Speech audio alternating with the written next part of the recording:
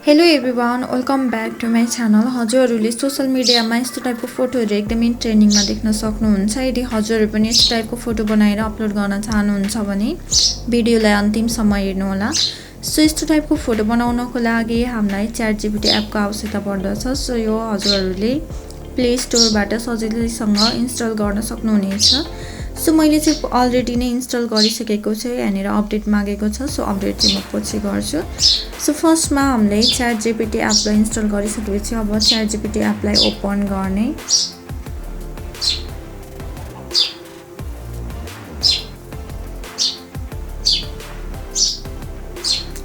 So यसरी open गरिसकेपछि अब हजुरहरूले यहाँनिर फोटोहरू अपलोड गर्ने अप्सन देख्न सक्नुहुन्छ। सो फर्स्टमा रहेको अप्सनमा क्लिक गर्नु होला र कुन फोटोलाई हजुरहरूले गिब्ली स्टाइलको फोटोमा कन्भर्ट गर्न खोज्नु भएको छ त्यो फोटोलाई चुज गर्नु होला र अब एड अप्सनमा क्लिक गर्नु होला। सो यसरी एड अप्सनमा क्लिक गरिसकेपछि हाम्रो यो फोटो चाहिँ देखाउँछ र हामीले प्रोम्प्टलाई कपी गरेर पेस्ट गर्नुपर्ने हुन्छ। एकछिन चाहिँ हामीले वेट गर्नुपर्ने हुन्छ र यहाँनिर एरोको अप्सन देखाउँछ। हजुरहरूले एरो अप्सनमा क्लिक गर्नु होला। सो एरो अप्सनमा क्लिक गरिसकेपछि अब हाम्रो यो फोटो चाहिँ ChatGPTले रेडी गर्दैछ। सो हामीले चाहिँ केही समय वेट गर्नुपर्ने हुन्छ। सो केही समय वेट गरिसकेपछि हाम्रो फोटो बनेर रेडी भइसकेको छ। सो हजुरहरूको इन्टरनेट कतिको फास्ट छ त्यसमा पनि भर पर्छ।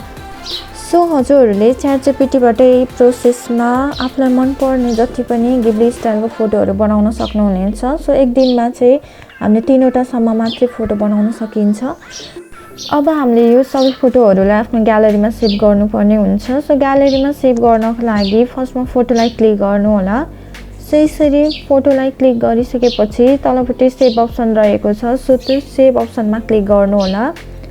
सो हजुरले माथिपट्टि देख्न सक्नुहुन्छ इमेज डाउनलोडेड भनेर आएको छ। सो यसरी नै हामीले सबै फोटोहरूलाई आफ्नो ग्यालरीमा सेभ गर्न सकिन्छ। सो यसरी नै हजुरहरूले सबै फोटोहरूलाई ग्यालरीमा सेभ गर्नु होला।